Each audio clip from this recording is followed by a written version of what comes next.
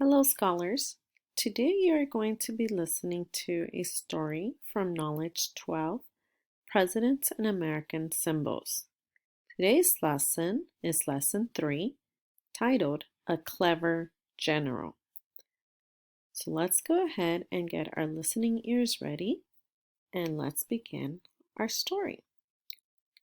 Here you see two men. This is Henry Knox, and this is George Washington. Let's begin our story. Henry Knox was a clever man. Before the American Revolution began, he and his wife had owned a bookshop in the city of Boston, Massachusetts. Henry Knox had loved the quiet, peaceful life of a bookseller.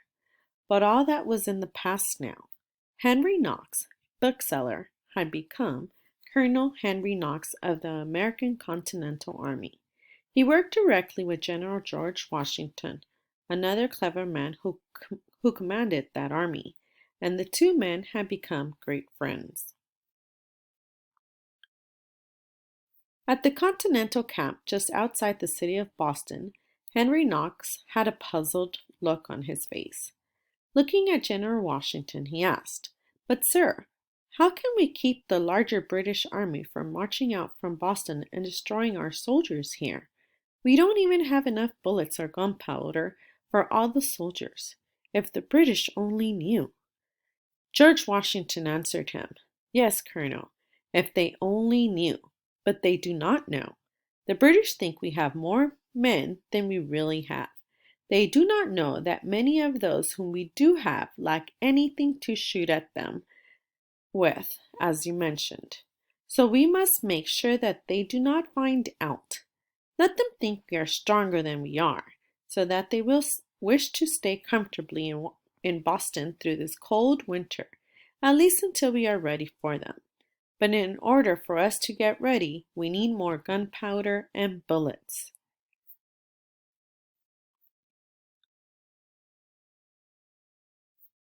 Colonel Knox thought for a few moments and then smiled. "General," he asked, "would 50 cannons and the cannon balls and gunpowder to use with them help?" Washington looked startled. "Where would we get—" He stopped. A light of understanding shone in his eyes. "Fort Ticonderoga," he exclaimed. "Brilliant, Colonel. Now that we have captured Fort Ticonderoga from the British, we have captured their cannons too. You are to gather a team of carefully chosen men. In the morning, you will leave to bring those cannons here. Travel as quickly as you can. Meanwhile, my job here will be to convince the British General, General Howe, that we are too strong for him to attack. Washington knew his small army could not win against General Howe's larger army, so he had to find a clever way to convince General Howe that Washington's army was much larger than it really was. "I will order our men to build high mounds of dirt in front of our camp. General Howe will not be able to see past the dirt. Then I will march our men up and down at either end. He will not know we are moving the same men from place to place. Instead, he will think we have more soldiers than we really do. By putting up the dirt mounds, we also will appear to be settling in for a long time. General Howe will think those colonial soldiers are expecting to keep us trapped here in Boston. They are certainly sure of themselves. He may think that it would be better to leave Boston on board his ships rather than stay.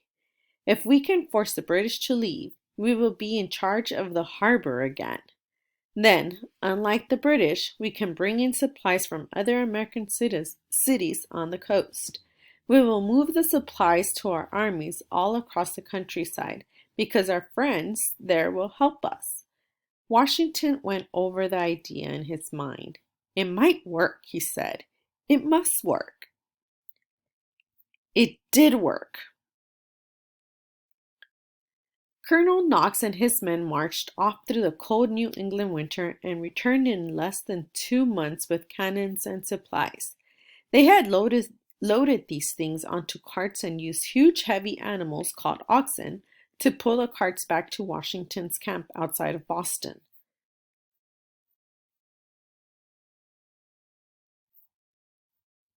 When they arrived, the waiting American soldiers sent up a mighty cheer. Hearing the noise, Washington came out of his tent. Seeing Henry Knox riding his horse at the head of the line of men, oxen, and supplies, Washington stepped forward to greet him. "Welcome back, Colonel. I'm glad to see you and our cannons." Knox climbed down from his horse, turned, and saluted. "Thank you, sir. It is good to see you too, and to know that I will not have to spend another night on the march. And I have additional good news. We have also brought enough gunpowder and bullets so that our soldiers here will finally have something to fire out of their gun barrels." Over in Boston, the British guards heard the shouts of joy too, and ran to tell General Howe. "Something is going on, General, but we cannot see what it is because of the dirt mounds that the colonists built."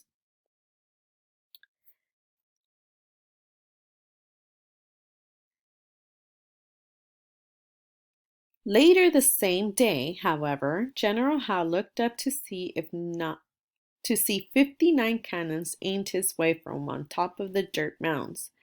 Now, he thought, there is no way to safely attack Washington and his men. Of course, he did not know that he might have done that successfully any time in the 2 months it had taken Henry Knox to bring the cannons. Soon afterwards, the British left Boston. The plan of Washington and Knox had worked. Afterwards, several things changed in important ways. First, the city of Boston was back in American hands. This was great news for the people there, and it also made Americans throughout the 13 colonies think, if we are strong enough to force the British soldiers out of Boston, maybe we can win our freedom after all. Though some American colonists remained loyal to Great Britain and chose to leave with General Howe, many Americans who had been afraid before came forward to help. They had begun to hope that they really could defeat the British.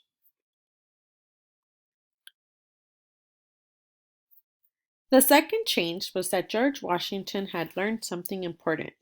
The British Army almost always wins when they fight on an open battlefield. From now on, we will attack and then quickly move away to attack in another place, or we will trap them up on the coast, as we did in Boston.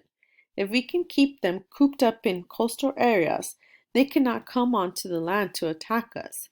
If they cannot attack us, they cannot beat us. If they cannot beat us, they will grow tired of this war and leave us in peace. There was a third change, too. Washington called in Colonel Knox and told him, "Congratulations, Henry. I am making you a general. I am putting you in charge of all of our cannons, not just the ones you brought from Fort Ticonderoga." George Washington and Henry Knox, the wealthy farmer from Virginia and the bookseller from Boston, became lifelong friends. General Knox helped General Washington win the American Revolution. A few years later, when Washington became president, he asked Henry Knox to become America's first Secretary of War, a person who helps the president keep soldiers and sailors ready in case there should be another war. However, having fought one war already, the two friends worked together and made a wonderful peace instead. Okay, boys and girls, this is the end of our story. Thank you for listening. I hope you have enjoyed it. Goodbye.